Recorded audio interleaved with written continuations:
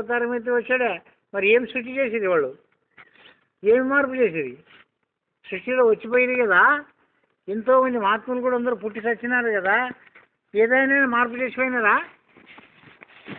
పోనీ మీరు కాలజ్ఞానం చెప్పినాడు అయ్యా అని కూడా చెప్పవచ్చు. కాలజ్ఞానం అది చెప్పినా జరుగుతుంది, చెప్పకుండా జరుగుతుంది.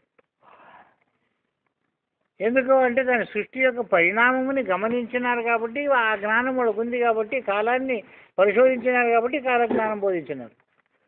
అయితే ఈరోజు ఏమి తెలియనటువంటి వాడు పంచాంగం కర్త అంటాడు. అని తిథి, వార, నక్షత్ర, యోగ, కరణం 5 జ్ఞానములు వానికి ఉంటే వాడు పంచాంగం రాయగలుగుతాడు.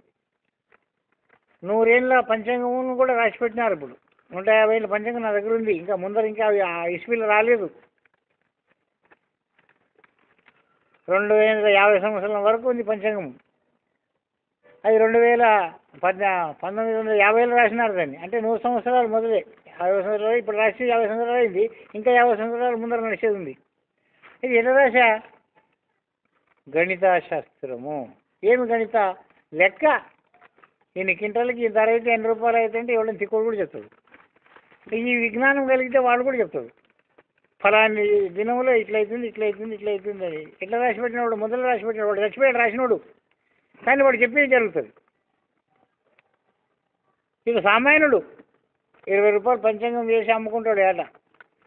ఆ 20 రూపాయలు పంచాంగం తెచ్చుకున్నాడు, బతుకుతాడు. కాలజ్ఞానం ఇట్లా జరుగుతుంది. ముందర వర్షం ఉందా లేదా, కాలం అమాసైనడు, పున్నమైనడు, ఇవన్నీ జరుగుతుండవే లేదా? విజ్ఞానంకి అందుతుండవే లేదా? మరి అయితే వీడు అని జ్ఞానం గొప్ప మహాన్యుడు అనాలి, ఏమనాలా? అయితే ఆ విజ్ఞానం కనిపెట్టినటువంటి వాడు శాస్త్రకర్త. దాని కొరికి భూగోళ శాస్త్రజ్ఞుడు కనిపెట్టినాడు. అర్థశాస్త్రము, న్యాయశాస్త్రము, ధర్మశాస్త్రము, సాంఖ్యశాస్త్రము, యోగశాస్త్రము, ఈ షడ్శాస్త్రాలను ఎవరు కనిపెట్టినారో వాడు మూల పురుషులు అంటారు. దీనికి వాళ్ళు దాని కొరకై తమ జీవితం అంకితం చేసినారు. వైద్య పరిశోధన చేసినటువంటి వైద్యులు జీవితం మీద పరిశోధన చేసి వాళ్ళు ఏమి రాసిపెట్టిపోయినారో అవిటిని అందరూ ఇప్పుడు పరిణామంకి వచ్చి ఒకరి ద్వారా ఒకరు దాన్నే ఋషి ప్రోక్తం అంటారు. ఈ ప్రబోధ కూడా ఒక గురు నుండి ఒక గురువుకి వచ్చింది అంటే మొట్టమొదట దీన్ని పరిశోధన చేసినటువంటి వాళ్ళు ఎవరయ్యా అని విచారం చేస్తే దక్షిణామూర్తిని తీసుకుంటారు. ఆ తర్వాత శ్రీమన్నారాయణని తీసుకుంటారు, బ్రహ్మని తీసుకుంటారు. అయితే ఏమైంది ఇక్కడ? ప్రబోధలో ఒకే బోధలు వచ్చినప్పటికైనా రామునికి కృష్ణుని వ్యత్యాసం అయింది. ఎందుకయింది? ఇదే మాటలు వేదాంతంలోనే మనం అందరు మాటలు ఒకటి ఆడినప్పటికైనా ఆచరణలు ఒకటి కావు. ఆచరణం వేరే, విచారణం వేరే ఉంది. అందుకొరికి నిజబోధ అంటే ఉన్నది ఉన్నట్లు లేని కల్పనం చేసేటువంటిదంతయో అబద్ధం బోధని. లేని కల్పనం అంటే ఏమి? ఊహ. ఏమేమో సృష్టి చేసినట్లు, ఏమేమో యోగం చేసినట్లు, ఏమేమో మహిమ మాత్రలు చూపించినట్లు ఇప్పుడు దానిని మనం నమ్ముతున్నాం. ఎందుకు నమ్ముతున్నాము అంటే రాసి పెట్టినారు కదా, వాళ్ళంతా మహాత్ములు చూపించినారు. ఇప్పుడు జీవ సమాధి అయిపోయినారు, అవన్నీ నమ్ముతున్నాం మనం. ఆ సమాధులకు తిరుగుతున్నాము. కానీ ఎవరు సాహసించలేదు. ఎందుకు సాహసించలేదు అంటే గౌరవించినారు. అక్కడ తూగి చూస్తే ఇది మట్టి శరీరం అని అందరూ చెప్పుకోవడానికి ఏంటంటారు కదా. ఇది ఏమిటితో తయారైంది? శుక్లశూన్యతములతోనే తయారైంది కదా. ప్రపంచంలో ఎవరైనా దీన్ని కాదనే దానికి ఎవరికి విజ్ఞానులు కూడా సాధ్యం కాదు. అయితే ఇది మొదలెట్లు పుట్టినో అనేటువంటి విషయం ఇప్పటివరకు ఎవరికి బ్రహ్మాదులకు కూడా సాధ్యం కాదు. ఇది ఎందుకు కాదు అంటే వాళ్ళు లేవు కదా, పుట్టినప్పుడు నీవు లేవు. తర్వాత నీ పుట్టిన తర్వాత పరిణామాల గురించి పరిశోధిస్తుండేదే కానీ నీవు పుట్టకుండినటువంటి మొదలు ఉన్నటువంటి దానికి రూపము, వస్తువు, నామం ఏమయ్యా అంటే లేదు. అది లేదని చెప్పడమే నిజబోధ. కానీ దానికి ఒక రూపం ఉండే, ఆ బ్రహ్మముకి 4 ముఖాలు ఉండే, ఆ విష్ణువుకి నాగమ్మ మీద పండుకుని ఉండే, ఎలుగడ పడగల మీద పండిండే, శివుడు లింగములు ఉద్భవిండే, ఇవన్నీ కల్పించినటువంటివి, నిజమైనటువంటి దేవతలు కాదు. ఒకవేళ వీటిని పరిణామ దశలో ఎరకబెట్టినటువంటి లక్షణాలే కానీ పరిపూర్ణానికి పేరు లేదు, ఊరు లేదు, దానికి రూపం లేదు. అందుకే అందరూ కూడా అంటారు ఆ మాటని. ఎవరు ఎరక బోధలు చేసేవాళ్ళు కూడా ఏమంటున్నారు? దాన్ని పరమాత్మ నామరూపాలు లేవని అంటున్నారా, ఉండమంటున్నారు వాడు. ఇతర బోధలు కూడా ఏమంటున్నారు? లేవంటున్నారు కదా. మరి లేవని మరి ఇంకా కల్పన ఎందుకు? కైలాసము, వైకుంఠం అనేటటువంటిది పెట్టి కోసుకుంటారు కదా. అక్కడ మీ కొరకు ఏమో టికెట్ తీసుకొని పోవాలనా? లేనిదొక్కటి మేను జగములో తోన నిజమే తోచరా, నేను మేనులు జగము నీ కళలోనివని బోధించరా, ఏమి తెలుపుదు గురునిమయం ఎంత వర్ణింతురా అనే మాటనే పరమ సత్యము. కానీ ఏమి లేని దానికి ఏమో ఉంది అని కల్పించి భ్రమపెట్టినటువంటి స్థితికి, ఇది మోక్షం చెందాలనేటువంటి స్థితికి, ఇవన్నీ కూడా నీకు ఎప్పుడు ఈ భ్రమ నుండి నీవు మేలుకు కలిగినప్పుడే ఈ పరిపూర్ణ ప్రబోధకి నీకు అర్థమవుతుంది. లేకుంటే భ్రమలోనే ఉండవు. నువ్వు చేసే బోధలన్నీ బ్రహ్మ బోధలే. అందుకొరకు ఇవన్నీ అబద్ధ బోధలని గట్టిగా చెప్పవలసి వచ్చింది. దొంగ గురువులను ఎందుకన్నారా మనం పాటలు పాడుతున్నాము? అయితే మీరు ఒక్కటే నిజమంత గురువులా? దొంగ గురువుల కచరమున్నదని దోచకనే చెడిపోయిరండి. మరి మీరేం బాగుపడినారు, వాళ్ళేం చెడిపోయినారు అనే దానికి ఒక నిదర్శనం కావాలి కదా మనకి. ఆ నిత్య నిదర్శనము, సత్య నిదర్శనమే నీ అంతఃకరణమునందు నీవు పొందేటువంటి భ్రమలకు కారణం. అందరూ చెప్తుంటారు అశాశ్వతం జగమని. పరిపూర్ణులు అశాశ్వతం అంటున్నారు, మరి ఎరకపోదల వాళ్ళు కూడా అశాశ్వతం అంటున్నారు. ఇదేం శాశ్వతం చెప్పలేదు కదా. మరి శాశ్వతం కాని దానికి ఇన్ని సమాధులు ఏంటికి? ఇవన్నీ విషయాలు ఎందుకు? ఈ తపస్సులు ఎందుకు? ఈ సాధనాలు ఎందుకు? సాధించి ఏమి పొందినారు? ఎన్నో కష్టాలను పెట్టినారు కదా. కష్టాలు పెట్టి, తిప్పలు పెట్టి, ముక్కులు ముక్కి ఊపిర్లు పట్టించి నానా రీతిగా సాధనాలు చేసినారు కదా. చేసిన వాళ్ళు ఏం సాధించినారు? అందుకే మరి ఈ సాధనములు లేవురా అని చెప్పింది నిజబోధన, సాధనలు ఉండింది నిజబోధన? చెప్పండి. సాధించాలని ప్రతి వాళ్ళు అంటారు. వాళ్ళు ఏమేమి సాధించినారు? వాళ్ళు చెప్పండి, ఏం సాధించినారు? చూపించినారు మీకేనా ఏమైనా?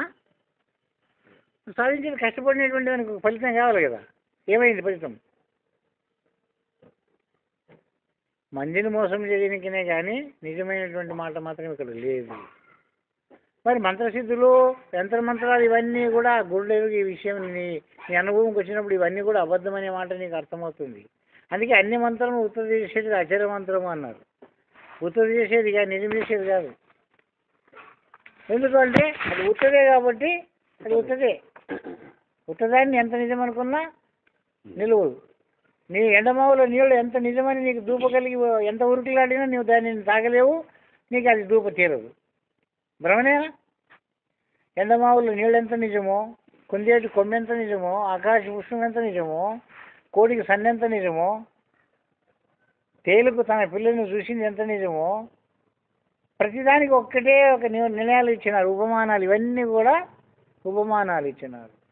బాళిగా కొనియే కడే, పూర్ణనికి జన్మవే కడే.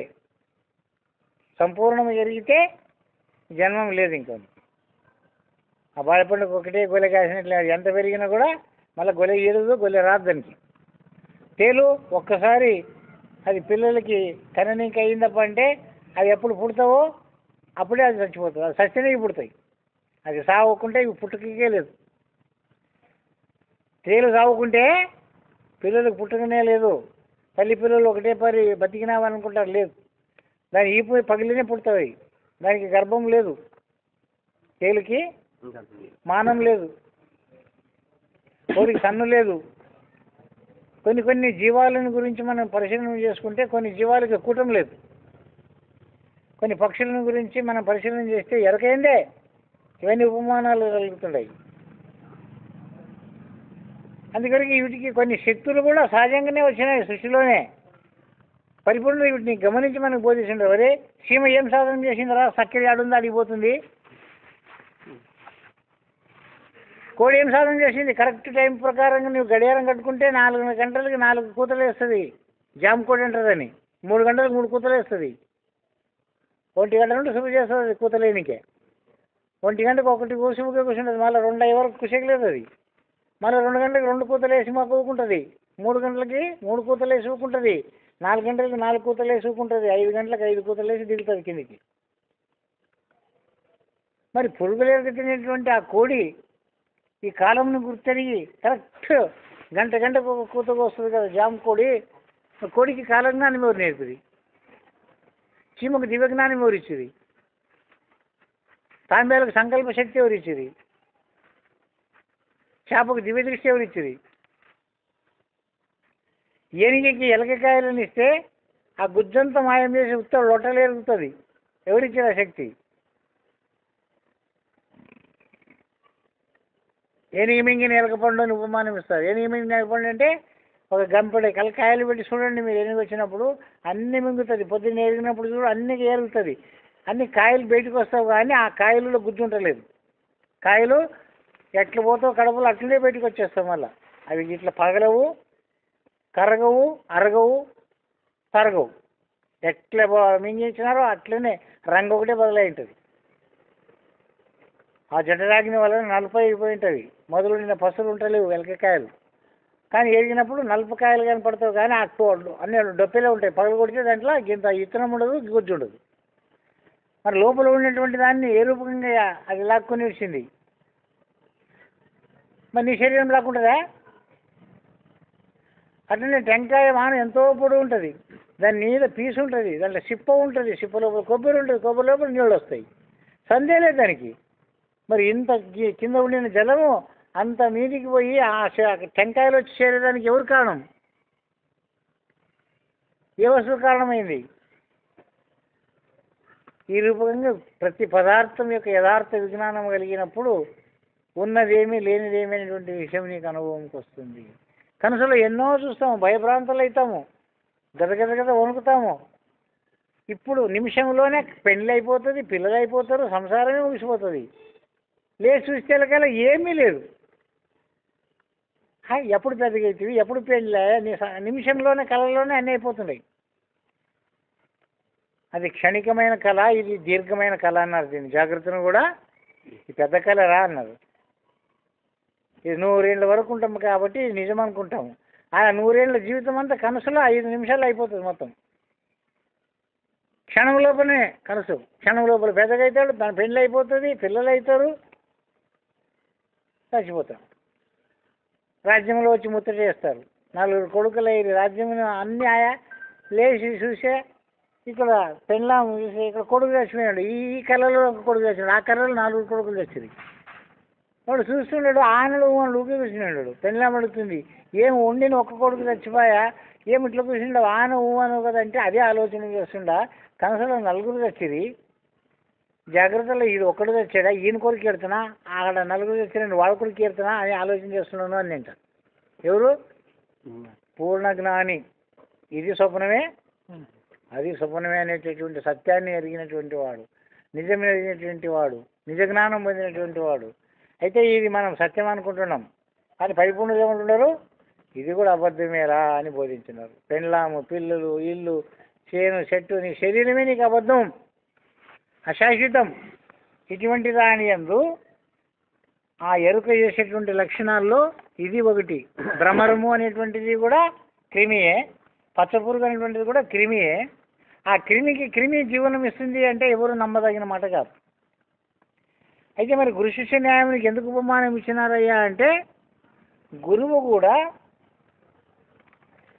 భ్రమరము, పచ్చపురుగు అంటే చిన్నది, శిష్యుడు అంటే అంతఃకరణమునందు ఉండేటువంటి మలినములు అనేటటువంటి దాన్ని పొడిచి చంపుతున్నాడు.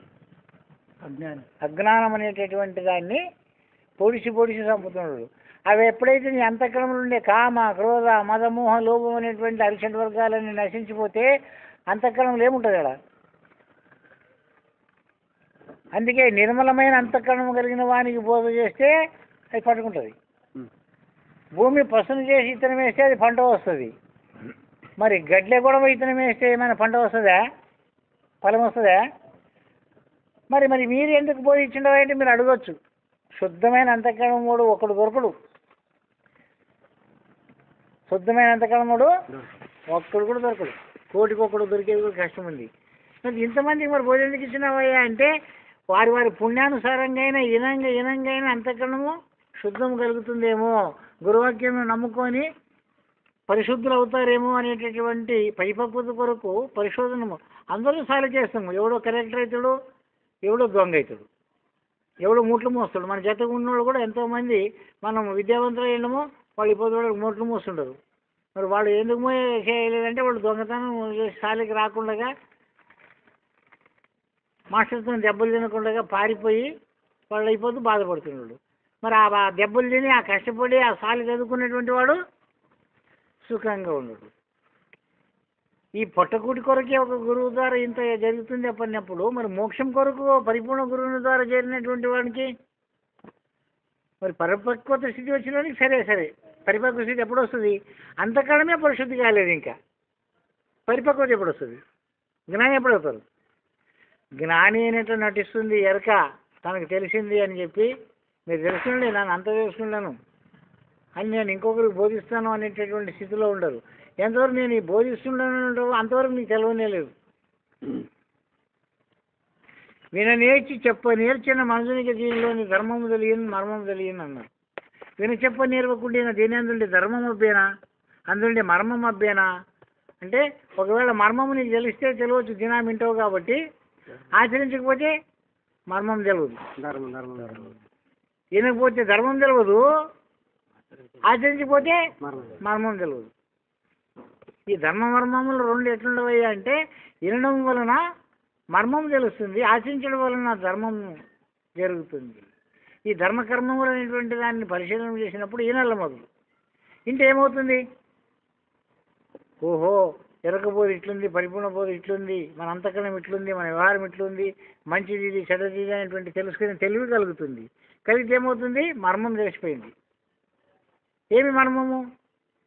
పరిపూర్ణంగా ఉన్నది ఎరక ఏమి లేదు అనే మర్మం తెలిసిపోయింది. అంత ఊతుంది అనే మర్మం తెలిసిపోయింది. తెలిసిపోయి సరిపోయినా ధర్మంగా నిలవాలంటే ఆచరించితేనే వస్తుంది ధర్మము. మరి ఆచరించాలంటే గురు సేవ, గురునిష్ట, గురు కరుణ, త్రికరణ శుద్ధికి తగలకుండా వర్తించినప్పుడు అది సాధ్యమవుతుంది. ఆ ధర్మం ఎప్పుడు నీకు సిద్ధిస్తుందంటే గురువాక్యానుసారంగా ఆచరిస్తేనే వస్తుంది. కానీ గురువాక్యమును మీరి నడిచినటువంటి వానికి మర్మం తెలిసిందే తెలుసుకుని కానీ ధర్మం అబ్బదు అన్నారు. ధర్మం అవ్వాలంటే విచారం వినల్లా, ఇది ఆచరించాలి. దానికి విచారణ, ఆచరణ, తర్వాత ప్రచరణ. నీవు మొదలు విచారించు, విమర్శించి విని తర్వాత ఆచరించు. ఆచరించితివే నీ సొత్తది, నడిచినోని సొత్తది, చేసినోని కూలేది. వానికి ధైర్యం, వానికి సాహసం ఉంటుంది, చెప్పగలిగే సమర్థత వస్తుంది. ఆచరించుకోకుండా చెప్తే నీ మనసే నేను ప్రశ్నిస్తుంది. ఏం దొంగ కొడుక వాళ్ళకల్లా ఏమేమి చెప్తుండవు కదా, నీవేమైనా చేసిండవా, నీకు అది సత్యంగా తెలిసిందా అని నిన్ను లోపల నిన్నే పట్టి పీడుస్తుంది. అది బయటికి రానియదు. నీ మాట నీకే బుగ్గులు పుట్టిస్తుంది, భయం పుట్టిస్తుంది. నీ వాడిన మాట నీకు తినడం లేదు. అందుకే మంది ప్రధానమంత్రి మీరు విన్నవారా కన్నవారా? విన్నవారు ఉంటే దెబ్బతింటారమ్మా, కన్నవారు కావాలా. వినల్లా, వినిన దాన్ని కనల్లా. ఏమినల్లా? పరిపూర్ణ ప్రబోధని వినల్లా, అశరీర పద్ధతిని కనల్లా. అది అశరీర పద్ధతి ఎట్లా అనేటువంటి దానికి ఉపమానం ఇచ్చినారు. దీన్ని ఒక పురుగుని ఒక భ్రమర కీటక న్యాయ రూపకంగా, గురుశిక్ష న్యాయ రూపకంగా చెప్పినారే కానీ నిజముగా వాడిని చంపేసి మళ్ళా కొత్తగా సృష్టి తన రూపం ఇస్తాడా గురువు? మళ్ళీ ఏమి ఇచ్చేది తీసుకునేది ఉండదు. నీలోన ముసుకబడింది. అద్దము చూసుకోరా, ముఖం కనపడుతుంది అంటే మైల పూసిన అద్దం తెచ్చుకొని ఎంత చూస్తే కనపడగలుగుతుంది, ముఖం కనపడుతుంది అంటే దూడు రా, అద్దము శుద్ధం చేసుకో. అద్దం శుద్ధమైతే ముఖం బాగా కనపడుతుంది. అంటే వాడు ఇడిచిపెట్టి సంగలేడు సబ్బులు పెట్టుకొని మొక్కలు కడుక్కున్నాడు. అద్దం మీద మైలు వచ్చే ఉంది. అది ఎంత సంగలేడు సబ్బులు పెట్టుకొని కడుక్కున్నా కూడా ముఖం కనపడదు. అంట్లా తన ముఖం కనపడండి ఏం చేయాలా? అద్దము శుద్ధం చేసుకుంటే నీ ముద్దు ముఖం కనపడుతుంది, లేక బద్ద ముఖం కనపడుతుంది. నీ సుగుడగాడ ముఖం కూడా దాంట్లో కనపడుతుంది. తెలిసిపోతుంది సుడగాడ ముఖం అన్నది, సుందర ముఖం అన్నది అనే విషయము ఆ అద్దం ద్వారా తెలిసిపోతుంది. అట్లనే అంతఃకరణం ద్వారా తెలిసిపోతుంది. అంతఃకరణం శుద్ధం కావాలా లేదా? మరి అంతఃకరణం శుద్ధం కావాలంటే ఏం చేయాలా? ఆచరణ. తనువున మనసున వాక్కున పనియోగుడు జరుపుకున్నట్టు వాడే నిజభక్తుడు అవుతాడు. ఆచరణ ఒక నమూన చేసేది, విచారణ ఒక నమూన మాట్లాడేది, మన మనసులో ఒక నమూన పెట్టుకునేది. ఎప్పుడు సాధ్యమవుతుంది? శుద్ధమవుతుందా? మరి శుద్ధం కారవానికి బోధ ఎంత చెప్పినా కూడా అతకదు. ఎందుకు అతకదా బోధ? 12 ఏళ్ళు ఇంటి కూడా అతుకుదు. మరి శుద్ధాంతకరణం కలిగిన వానికి నిమిషంలోనే అతుకుతుంది అన్నారు. అతనికి దయ ఎప్పుడు కలుగుతుంది? అతనికి దయ వస్తే 1/2 నిమిషం మన బోధ స్థితి నీకు కుదిరించు అన్నాడు. ఎప్పుడు కుదిరిస్తాడు? అతని దయ ఎప్పుడు కలుగుతుంది? ఎప్పుడు నీవు అంతఃకరణ శుద్ధి అయితే అప్పుడే దయ కలుగుతుంది. నీవు అడగకుండానే తయారైపోతావు. అదే రూపకంగా అక్కడ గుడ్డు పెట్టింటేనే అది పిల్ల వస్తుంది, కానీ అసలు గుడ్డే పెట్టుకుంటే బ్రహ్మరూపం ఎట్లా వస్తుంది?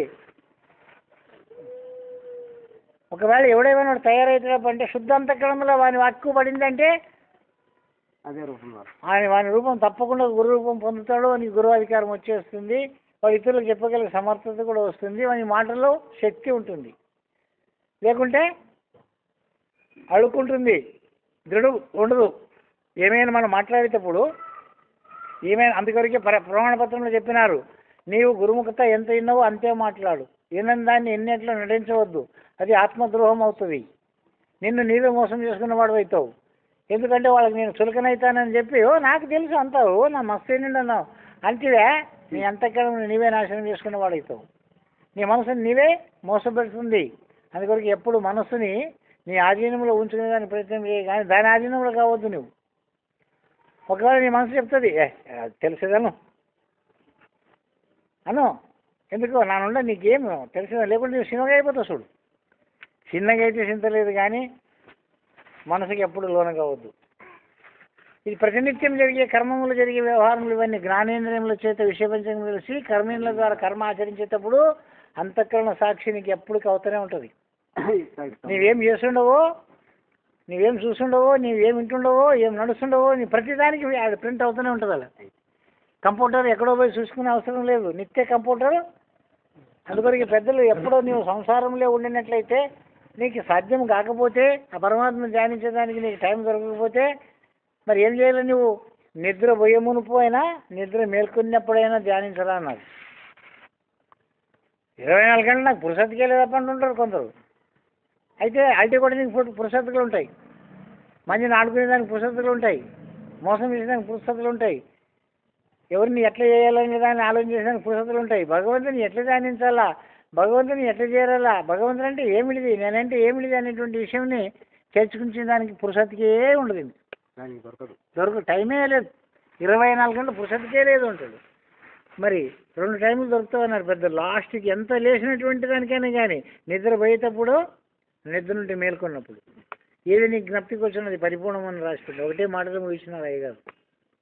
సాంప్రదాయ పరిపూర్ణ ప్రబోధన చదవండి. ఏదయ్యా పరిపూర్ణం అంటే, నీవు నిద్రపోయి మేల్కొన్నప్పుడు ఏది జ్ఞప్తికి వచ్చినో అది పరిపూర్ణం అన్నారు. నిద్రపోయి మేల్కొన్నప్పుడు ఏం జ్ఞప్తి వస్తుంది? నీవు మర్చినప్పుడు ఏది జ్ఞప్తికి వచ్చినో అది పరిపూర్ణము. మర్చినప్పుడు ఏం జ్ఞప్తికి వస్తుంది? మర్చినప్పుడు ఏం తీసుకుపోయినా అదే పట్టుకున్నాం కాదు. మర్చినప్పుడు నీకు ఏది జ్ఞప్తికి వస్తుంది? ఏమి జ్ఞప్తికి రాదు. జ్ఞప్తికి రాకపోవడమే పరిపూర్ణం. ఆలోచన చేస్తాం ఎరకాత్తి నీకు జ్ఞప్తికి వస్తే ఏమైనా విన్నారు. పరిపూర్ణం అంటే ఏమి కానిది, ఏమి లేనిది, దానికి నామము, రూపము, క్రియ, నటన, స్తోమత లేదు, శాపించే శక్తి కూడా దానికి లేదు, వరమించే శక్తి కూడా లేదు దానికి. అటువంటి పరిపూర్ణాన్ని చేరిన వానికి ఏ బాధ లేదు. మరి ఎరుకని చేర్చిదా ముంచేస్తుంది ఎనలేని ఒకనాడు. నీ అహంకారమే నేను నాశనం చేస్తుంది. కొన్ని శక్తులు గడించుకునేది అనుకో, కొన్ని దుడ్లు గడించుకునేది అనుకో, ధనమెచ్చిన మదమెచ్చిన మస్తరములు మానవ చేర్చును అన్నాడు. ఇవి కూడా ధనముకు సంబంధించినటువంటి మయములు మాత్రలు కూడా. నా మయమం చేత, నా తపశక్తి చేత ఇంతమంది బాగుపడరి అని అనుకుంటేవా పాడైపోతావు. నేను ఇంత ఉపకారం చేసింది అనుకుంటేవా నాశనం అయిపోతావు. ఎందుకు అంటే సముద్రంలో ఒక దర్దిని కసకసి అన్నారు. గసగసాలు ఎంత ఉంటుంది? అంత కూడా లేదు నీ జ్ఞానము. మరి ఇవి బ్రహ్మాండమునంతా నేను ఎదిగినాననేటువంటి అహంకార పడితే, ఎంతో నాకు తెలిసిందనేటువంటి మూర్ఖత్వం ఉంటే, ఆ పరమాత్మ విజ్ఞానాన్ని పరిశీలన చేసి చూస్తే ఈ పొద్దుల వరకు రాత్రి పగులు జరుగుతున్నాయి, వర్షాలు వస్తున్నాయి, కాలాలు జరుగుతుంటాయి, దినవార నక్షత్ర యోగ కర్ణములు సహజంగా జరుగుతుంటాయి. ఎంతమంది నీ ముందరనే పుడుతుండరు, పెరుగుతుండరు. నీవు ఉండగానే ఎంతమంది పోతుండరు. నీవు కూడా ఒకనాడు పోతుండవు. నీ పోయినాక కూడా ఎట్లా ఈ జగత్తు గురించి అని ఆలోచన చేసుకుంటూ కూర్చుంటే నువ్వు ఒక మూర్ఖుడు. ఎందుకు? ఈ కాలగర్భంలో అన్నీ కొట్టుకొని పోతుండవు అన్నారు. మహాప్రభావం ముందర ఎవరూ నిలవలేరు. ఎవరు? తపసంపన్నులు, యోగులు, అవతార పురుషులే నిలవలేదు. నీవు ఎన్ని దినాలు నిలుస్తావు? ఎన్ని దినాలు ఉంటావని చెప్పి ఇంత మొఖం కంటేసుకొని మాట్లాడుతుండవు. ఎన్ని దినాలు ఉంటావని నీ హృదయం నీవే కలుసుకుంటుండవు నిత్యం. ప్రశాంతం ఉందే, నీకు ఆనందం ఉందే, తృప్తి ఉందే? ఆ ఎంతకణమని అద్దంలో చూసుకుని కనపడుతుంది ఈ ముఖం. ఈ ముఖంలో బయట ఉండిన అద్దంలో చూసుకుంటుండరు. జనం పౌడర్ అంటించుకుంటుండరు, యాసలిన్ అంటించుకుంటుండరు, మూతులు పగిలే ఉంటారు, పేర్లు పగిలే ఉంటారు, నల్లగేది అంటారు, ఎర్రగేది అంటారు, తెల్లగేది అంటారు, ఎంటికలు చెడిపోయి ఉంటారు, దూరాన్ని పక్కలే పెట్టుకుని ఉంటారు. ఇన్ని పెట్టుకున్న వాళ్ళు అంతకణం శుద్ధి పెట్టుకునే దానికి ఏమైనా పెట్టుకునిలేదా? అంతఃకరణం పెట్టుకోలేరు. అంతఃకరణం పెట్టుకోలేరు. దాని గురించి ఏమైనా పట్టించుకుంటుంటారా? ఫోన్లో ఎవరు పట్టించుకుంటే గురుపుత్రాన్ని పట్టించుకుంటారా? ఇంకొకరికి ఏమి చెప్పాలనేటువంటి పరిజ్ఞానం ఉందా? ఎంతవరకు అహంకార నాశనం కాదు అంతవరకు పరిపూర్ణమైనటువంటిది సులువు కూడా దొరకదు నీకు అన్నాడు. సముద్ర అలలు ఎప్పుడు వస్తుంటవి పోతుంటవి, వస్తుంటవి పోతుంటవి. అది ఎప్పుడు లోపల ఉంచుకోదు. అది ఏ వస్తువు వేసినా దాన్ని బయటికే తీసేస్తుంది కానీ తన లోపలికి కలుపుకోదు. ఏరు కొట్టుకొని పోతుంది కానీ సముద్రం బయటికి వేస్తుంది. అందుకొరకే మనసు అనేటువంటిది సముద్రం లాంటిది ఉండాలా. ఏట్లో ముసలి దాకా ఉండదు మనసు.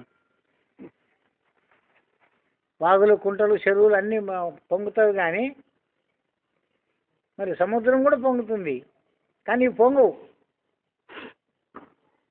చంద్రుని ఉదయం పొందిన ఘనసాగరము పొంగు కానీ బావులు చెరువులు కుంటలు నదులు పొంగునే. అల్పులు సంతోషపడతారా ఈ పరిపూర్ణ ప్రబోధన ఏంటి అంటే పడరు. ఎందుకు పడరు? పొంగే లక్షణం వీళ్ళు ఆనందపడే లక్షణాలు లేవు. ఒకవేళ ఆనందపడే లక్షణాలు ఉండవంటే విషయానందాలే ఉండవే కానీ పూర్ణానందము లేదు. క్షణికమైన సుఖములే ఉండవు కానీ ఎప్పటికీ బ్రహ్మానందమే. అందుకొరకే ఈ శ్లోకం పాడుతుంటారు, బ్రహ్మానందం పరమ సుఖం. అది కేవల జ్ఞానానికి దొరుకుతుంది అన్నారు. ఈ విషయ జ్ఞానాలకి అది దొరకదు. కేవల జ్ఞానమూర్తిం ద్వంద్వాతీతం. ద్వంద్వం అంటే రెండు కాని స్థితి. గగన సదృశ్యం, ఆకాశం ఏ రూపకంగా అంతటా వ్యాపించుకొని ఉందో అది మన కంటికి కనపడదు. ఆకాశం ఇది కనపడుతుంది కదా, అది ఆకాశమా?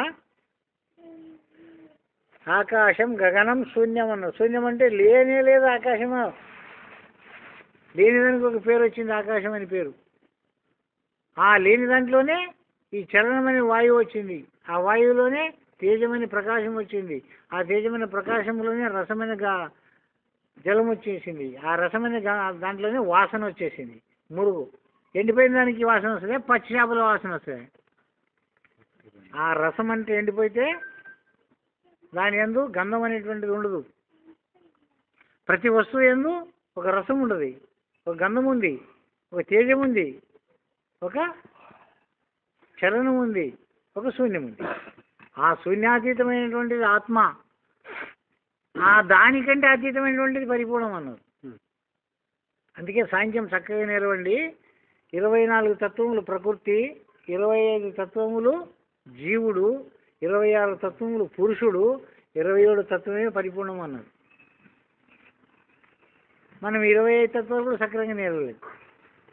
ఇంకా 26 తత్వం ఎప్పుడు నేర్స్తావు? 27 తత్వం ఎప్పుడు నేర్స్తావు?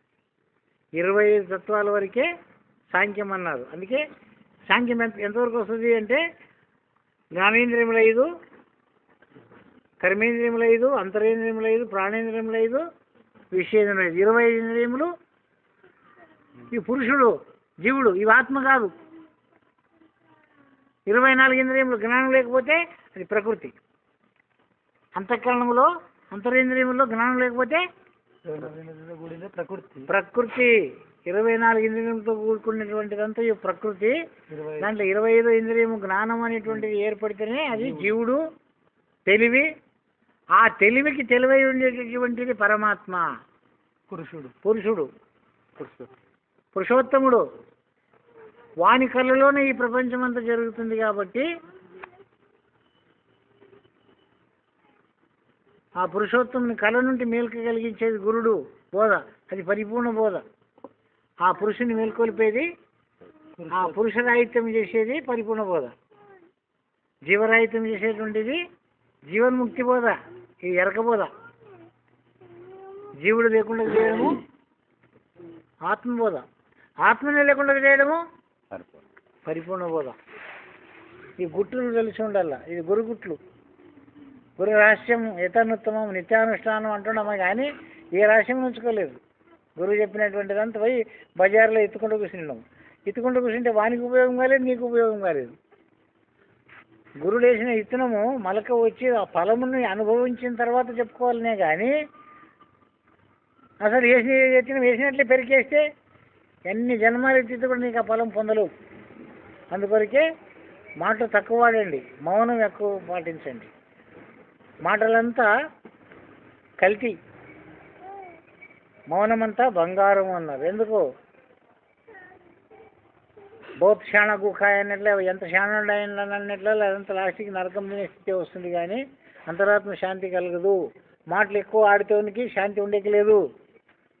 ఎంత అవసరమో అంతే మాట్లాడాలి. వాళ్ళతోనెంత, పిల్లతోనెంత, మన వ్యవహారంకి ఎంత, మన స్నేహితులతో ఎంత. ఉపయోగం లేని మాటలు, ఉత్తా మాటలు తెల్లవారులు ఆడుకుంటూ కూర్చుంటే కూడా ప్రాణం నష్టమవుతుందే కానీ లాభం ఏమి లేదు, ఉపయోగం లేదు. దాని నుండి 10 మందికి ఉపయోగం అవుతుందే మాట్లాడు, లేక నీకు ఉపయోగం అవుతుందే మాట్లాడు. నీకు ఉపయోగం లేదు, 10 మందికి ఉపయోగం లేదు, వేస్ట్ మాట్లాడుకుంటూ కూర్చుంటే ఏమి లాభం? అప్పుడు అందరు నిన్ను పట్టేస్తారు, చిక్కపుకోడు అంటారు. నీ మాటలే విని నిన్నేమంటారు? చిక్కపుకోడు, ఏం వేదాంతి, అప్పుడు చూస్తే వదులుతుండే ఉంటాడు వాడు. నీ మాటలు వినే నిన్ను నింద చేసేటి నీచుర ఎందు నీ వెరగవు అన్నారు. నీ మాటలు వింటారు, అంటారు, బాగా నిన్ను మెప్పిస్తారు, బాగా చెప్తారు వేదాంతం మీదనే అని చెప్పి నిన్ను బాగా మీదికి ఎక్కించి కుక్కను వదిలించినట్లు వదిలించి లాస్ట్కి పోయేటప్పుడు చిగపుకోడు. నోటికి వచ్చిన వాళ్ళు వదులుతున్నాడు అంట. అన్నీ విని నీ బోధనలు నీ దగ్గరనే విని నిన్నే చిక్కుపుకోడు అంటారు. నీకు అవసరమా వాళ్ళకి చెప్పేది? మరి గురువు చెప్పింది నీ అంతఃకరణ శుద్ధి కొరక, ఇతరులని బోధించడానికి కొరక? మరి ఏం చేశాడు? ధ్యానం చేసుకో, మౌనముగా ఉండి ఆలోచించు, శోధన చేయి, సాధన చేయి. ప్రపంచం గురించి సాధన చేయి, నీ శరీరం గురించి సాధన చేయి, లేక నీ కూటి గురించి సాధన చేయి. 3 భూ కొరకన్నా ఉపయోగం అవుతుంది, శరీరం కొరకన్నా ఉపయోగం అవుతుంది, శరీరమైన సుఖంగా జీవించడానికన్నా ఉపయోగం అవుతుంది. ఇది కాయ కష్టం లేదు, మనసు నష్టం లేదు, అంతఃకరణం శుద్ధి లేదు, ఆత్మ తృప్తి లేదు. అంతఃకరణ శుద్ధి అయితే ఆత్మ తృప్తి అవుతుంది. మరి శరీరము కష్టపడితే పువ్వు దొరుకుతుంది. ఉద్రకుడు మైకులకు అనేటువంటి పద్ధతితో తింటే ఏమవుతుంది? దోషం వస్తుంది. అందుకొరకు ఎవరిదైనా తినాలంటే ఆలోచన చేసి తిను. ఎందుకు? ఆలోచన చేయకుండా దొరుకుతుందో లేదని తింటే దాని దోషాన్ని నీకు బాధ్యతలు అవుతావు. నీ శరీరంలో అది పనిచేస్తుంది, దాని దోషం వస్తుంది. ఇంకా సూక్ష్మంగా చెప్తే అన్నమయ కోశము, ప్రాణమయ కోశము, మనోమయ కోశము, విజ్ఞానమయం, ఆనందమయం, ఈ పంచకోశాలు వేసుకుంటే పరిపూర్ణ అన్నారు అని. ఆ పంచకోశాల గురించి చెప్పరు. ఎందుకు చెప్పరు అంటే నువ్వు నడవలేవు, వ్యవహారం అన్నీ బంద్ అయిపోతాయి. అందుకనికి పంచకోశ నిర్ణయములు చేయక పంచకోశము మించినది పరిపూర్ణ బోధ అన్నారు. అది మించుతుంది ఆ పంచకోశములు దాటితే. అందుకే అన్నమయ కోశము స్థూలంగా చెప్పినారు మనకి. స్థూల శరీరమే అన్నమయ కోశంరా. ప్రాణము సూక్ష్మ శరీరమే. మనసు కారణ శరీరము, మహాకారణ శరీరము అని 3 శరీరాల్లో ఉండింది ఒకే సూక్ష్మ శరీరమే. దాని పరిణామంకే కారణము మహాకారణం అన్నారే కానీ ఉండింది ఒకే శరీరమే, ఒకే అవస్థనే, ఒకే ఇంద్రియము. అదే జ్ఞానేంద్రియము, జాగ్రత్త అవస్థ, గుర్తెరిగే శరీరము. ఇంతకు మించిన శరీరాలు లేవు అన్నారు. మన స్థూల శరీరాలు లేవు, సూక్ష్మ శరీరాలు లేవు, ఇవన్నీ నాశనం అయిపోయినా కూడా ఆ గుర్తెరిగే శరీరం ఉంది కాబట్టి అది అనేక జన్మాలకు వస్తుంది.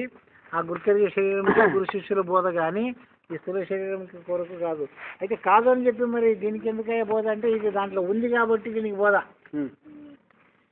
ఎంతవరకు దీనికి బోధ అంటే ఈ శరీరం ఇడిపించేంత వరకు బోధనే. ఎప్పుడు ఇడుస్తావు? నిద్ర వచ్చే వరకు, నువ్వు సచ్చే వరకు అన్నారు. ఎప్పుడు చేస్తావు? నువ్వు ఉండంగానే రావాలా, సాబ్ అనుభవం పొందాలా. ఖచ్చితంగా ఏమి తెలుసుకోలేవు. ఉన్నప్పుడే నేను ఎట్లా చేస్తానని దాని గురించి పరిశీలన చేయాలి. ఈ శరీరం నుండి ఘట్టం నుండి ఈ ప్రాణం ఎట్లా పోతుంది అది పెద్దల గారు విమర్శన చేసి తెలుసుకోవాలా. ఇది తెలిసింది ఎట్లా తెలిసిందంటే పెద్దలు ఒకే మాట చెప్పినారు, నిద్ర నువ్వు ఎట్లా పోతుండవో ప్రాణం అట్లే పోతుందిరా అన్నారు. నిద్రలో నిద్ర తెలియక భద్రం పైన బయలుగానక ముద్రలు ఈలదాల్చిన ఇరమూర్ఖ నరులు అన్నాడు. అన్నీ మురికత్వ పూజలే, మురికెత్త ధ్యానంలే. మనం ధ్యానం కూర్చున్నప్పుడు కూడా గురువు చెప్పినటువంటి వాక్యము, ఆ మంత్రము, ఆ స్వరూపము ఎంతవరకు అవసరమో అంటే అక్షరాభ్యాసం చేసేవానికి పాట ఎంత అవసరమో ఈ స్వరూపం అంత అవసరము. అక్షరం అభ్యాసమైన తర్వాత పాట ఎట్లా అవసరం లేదో అట్లా అంతఃకరణం సిద్ధమైన తర్వాత ఫోటో అవసరం లేదు. అందువరకే ఫోటో నుండి నిన్ను అంతఃకరణం తీసుకొస్తారు, అంతఃకరణం నుండి నిన్ను ఆత్మ మీద తీసుకుపోతారు. అంతఃకరణంకే రానునికి ఇంటి దేవరు పెంట దేవరు పడుకున్నోనికి ఎప్పుడు వస్తుంది బోధకి? ఎన్నో విషయాలతో కూడిన అంతఃకరణం ఎప్పుడు శుద్ధి అవుతుంది? అందుకని మొట్టమొదట గురుస్థానంకి వచ్చినటువంటి వాని అంతఃకరణం లేదు. గురువు తప్ప ఇంకొక స్థానం ఇంకొక విషయంలో గురించి ఆలోచించరాదు. ఎందుకు ఆలోచించాలి గురువు గురించి అంటే అది నీ గురించే. గురువు గురించి ఆలోచించేదంతా నీ కొరకే. గురు పూజ చేసేది నీ కొరకే, గురు బోధ వినేది నీ కొరకే, గురువు చెప్పిన మాటల్ని అనుసంధానం చేసేది నీ కొరకే, మరి ఆచరించి వాటిని అదుపులో పెట్టేది కూడా నీ కొరకే. గురు కొరక పూజలు, ధ్యానాలు, ప్రసాదాలు, వదినకెడ్లు, టెంకాయలు, వంకాయలు ఇవన్నీ ఎవరి కొరకు? నా కొరకే. అది తెలిసిన నాడు నేను చేసేదంతయు నా కొరకే అనేటువంటి భావనము కలిగిన నాడే అది గురు శిష్య న్యాయం సార్థకం అవుతుంది. అప్పుడే గురుడే శిష్యుడు అవుతాడు, శిష్యుడే గురువు అవుతాడు. ఎట్లా అవుతాడయ్యా గురుడు శిష్యుడు అంటే? ఇప్పుడు నేను గురువు అని మీరు అనుకునేది నిజంగా నేను ఇప్పుడు శిష్యుడనే అయ్యిండను. నా గురువు చెప్పినటువంటి భావాలన్నిటిని నేను నెమరు చేస్తున్నానప్పుడంటే నేను శిష్యుడనా గురువా? నేను చెప్పిన భావాలను మీరు నెమరు చేస్తున్నప్పుడు మీరు శిష్యులా గురువులా? గురు భావాలని మీరు నెమరు చేస్తున్నారు కాబట్టి మీరు గురువులు అని చెప్తారు. శిష్యులే మీరు ఇప్పుడు గురువులు అయినారు, ఎదురు కూర్చున్నారు. నా స్వరూపములను నా గురు స్వరూపమని నేను భావిస్తున్నాను మిమ్మల్ని. అందుకొరికే నా తండ్రి, నాయన్న, నా రత్నమలకొండ, నా పెన్నిదానమా, నా చిన్ని, నాయన్న ఇది తెలుసుకోరా, ఎప్పుడు పోవునో ఈ మాయని ఎగదాటిపోరా అని చెప్పి గురువుడు హెచ్చరిక చేస్తున్నాడు. తాను విన్నాడు కాబట్టి తన గురువును తీర్చుకునే దాని కొరకు బోధ చెప్తున్నాడే కానీ మిమ్మల్ని ఉంటే ఏమో ఆశించి కాదు బోధ చెప్పేది. నా గురు రుణమును తీర్చుకోవాలా, గురువాజ్ఞ నేను పాలించాలా. నా గురువు ఏం చెప్పినాడు నాకు? అయ్యా ఇంతటి పరిపూర్ణ ప్రబోధం చేసి నన్ను ధనుని చేస్తేవి, నా జన్మ సార్థకమైంది, నేను చేయవలసింది ఏమి ఇప్పుడు అయ్యా అంటే నా పని నీవు చేయరా అని చెప్పి నెత్తి మీద కిరీటం పెట్టి అధికారం ఇచ్చి కుర్చీ మీద బట్టి దిగిపోయినాడు. ఇప్పుడు చెప్పేదంతా ఎవరయ్యా అంటే కృష్ణేశ్వరుడు చెప్తున్నాడు మీరు అనుకుంటుంటారు, రాజయ్య చెప్తున్నాడు నేను అనుకుంటుంటా. అనుకునే దాంట్లో వ్యత్యాసమే ఉంది. వస్తువు మాత్రము ఒకటే. మీలో వినే వస్తువు నేను చెప్పే వస్తువు రెండు లేవు. దీనిని సర్వాత్మ, మమాత్మ, భూతాంతరాత్మ ఇవన్నీ భూతంతో కూడుకునేది కాబట్టి భూతముల అంతరమున ఉంది కాబట్టి ఆ భూతములను విడిపించితే శుద్ధాత్మ అవుతుంది. ఆ బ్రహ్మకీటక న్యాయాలు కానీ ఎన్ని న్యాయాలు చెప్పినప్పటికైనా రెండే గురు శిష్య న్యాయం ఇస్తే ఇంకొక న్యాయాలు లేవు. ఎన్ని రకరకాల బోధలు చెప్పినప్పటికైనా కూడా ఏ ముక్కలు మూడింటిని మొట్టమొదటి నీ చెవిలో నిమిడిస్తేనో అంతకు ఇంతగా బోధ చేస్తే ఇకనైనా నాటినా లేదా, ఇంకనైనా నీకు దృఢం అయినా లేదా, ఇంకా ఏమైనా సంశయాలు ఉంటే అడుగు, ఇంకేమైనా భ్రమభ్రాంతులు ఉంటే తొలగించుకో, ఇంకా ఏమైనా ఆశ ఉంటే పూర్తి చేసుకో. ఎందుకంటే సత్యలోపల మళ్ళీ దాన్ని పెట్టుకొని వస్తుంటే మళ్ళీ జన్మానికి వస్తుంది, శాంతిగా సాయు. ఇది బ్రహ్మకీటక న్యాయం గురించి చెప్పినటువంటి బోధ. ఇతరులు చెప్పే బోధకి మన బోధకి ఏం వ్యత్యాసమంటే మనది విజ్ఞానమయ బోధ, వాళ్ళది అజ్ఞానమయ బోధ. వాళ్ళు చెప్పిందంతా ఆ పచ్చపురిగే భ్రమలుగా మారిందని వాళ్ళు చెప్తుంటారు. ఇక్కడ పచ్చపురుగుని భ్రమలం చేసే శక్తి ఆ బ్రహ్మకే ఉండినట్లయితే నీకెంత ఉండాలి? ఇంకా ఒక పురుగుకి ఆ శక్తి ఉంటే కాదు. ఏ దాని రూపము ఆ దాని ఎందే ఉంది కాబట్టి ఆ రూపం దాని ఎందు వచ్చిందంటే అదే గుడ్డు పెట్టింది అని విజ్ఞానులు పరిశోధన చేసి చెప్పినట్ల పరిపూర్ణులు కూడా వస్తు నిశ్చయం చేసి చెప్పినారు. లేదు, ఆ కళేబరం ఎప్పుడో మురిగిపోయింది, దాని నుండి పిల్ల ఎట్లా వస్తుంది? ఆ గూట్ల నుండి వచ్చింది కాబట్టి ఇదే భ్రమరమే తయారు చేసేదని ఇక్కడ అనుకునేదే కానీ విచారించి చూస్తే లేదు. అనుకుంటాం ఎండమావులు ఎన్నో ఉండవని, ఉండరా? స్వప్నంలో కలిగింది నిజమని అనుకుంటాం, నిజమేనా? అందుకొరకు విషయంలో విమర్శనం చేసి చూసినప్పుడు ఒకటే స్వప్నం ఒకటి సత్యం అవుతుంది, ఒకటి అసత్యం అవుతుంది. ఎందుకు ఒకటి సత్యాసత్యాలతో కూడుకొని ఉందంటే అది దాని స్వభావమే ద్వంద్వం కాబట్టి. పరిస్థితితో కలిసినప్పుడు భోగం చేసినట్లు, ఇంద్రియం స్ఖలనమైనట్లు, బట్టలంతా గబ్బైనట్లు నిజం కనపడింది, అక్కడ స్త్రీ లేదు. అదే స్వప్నంలోనే ఎవరితో కొట్లాడినట్లు, తన చెయ్యి నరికినట్లు, రక్తం కారేటట్లు స్వప్నం పడింది, లేచి చూస్తే చెయ్యి నరకను లేదు, రక్తమును లేదు, రెండు అబద్ధమే. ఈడ ఒకటి అబద్ధము, ఒకటి నిజము. ఏం అబద్ధము? స్త్రీ అబద్ధము, తన క్రియ నిజము. కాబట్టి స్వప్నం నందు నిజమయ్యేదానికి కారణం ఏమి అంటే సంకల్పమే కారణము, సత్యాసత్యంతో కూడుకొని ఉండేటువంటి అంతఃకరణమే కారణము. అందుకొరికే రక్తం అనేటువంటిది అగ్నియాంశము, ఇంద్రియమైనటువంటిది జలాంశము. జలాంశం చలనం ఉంది, అగ్నియాంశానికి ఆరిపోయే లక్షణం ఉంది కాబట్టి దానికి రూపం ఇస్తుంది, మారుస్తుంది అని తెలుసుకోవాలి.